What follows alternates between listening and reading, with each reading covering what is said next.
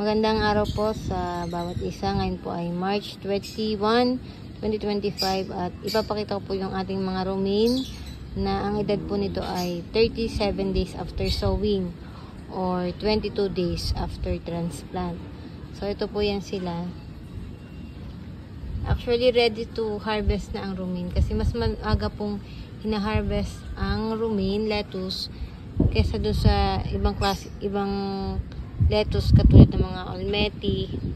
Ang olmeti ko kasi dati 45 days after sowing or 30 days after transplant ang harvest nila.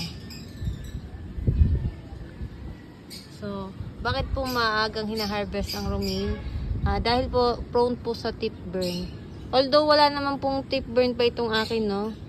Dahil alaga ko rin ito ng foliar morning and hapon. Wala naman siyang tip burn. Pero okay na rin itong i-harvest kasi yung ibang dahon niya sa bandang ilalim nag-yellowish na. Sign yun na nakukulangan na sila sa nutrients, no? Pag may mga nakikita kayong nag-yellow, halimbawa may mga tanim kayong romaine or kahit anong klaseng lettuce, pag may nag-yellow na, tanggalin niyo yung yellow na dahon kasi malakas siyang umagaw ng nutrients po, ano, para hindi maapektuhan yung buong lettuce ninyo. So, ayan po sila. Bali, gusto ko na itong i-harvest. Actually, pwede ko naman na din i-harvest para mahaba yung buhay niya pag hinarvest. Para mahaba yung buhay niya pag hinarvest, ilagay niyo sa container na seal. Tapos ilagay niyo sa rep. No, hugasan niyo muna. Then, yun, matagal din malalanta. Mga 1 week, pwede pa yan.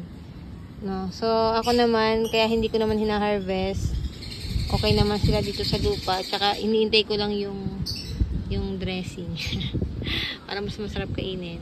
Actually, ang romaine lettuce po, ang ganito pong klase ng lettuce ay matamis po, ano, yung stem niya matamis. Pati yung itong white na to, ito, yan. Matamis yan. So, yan ang kaya gusto ko ang romaine.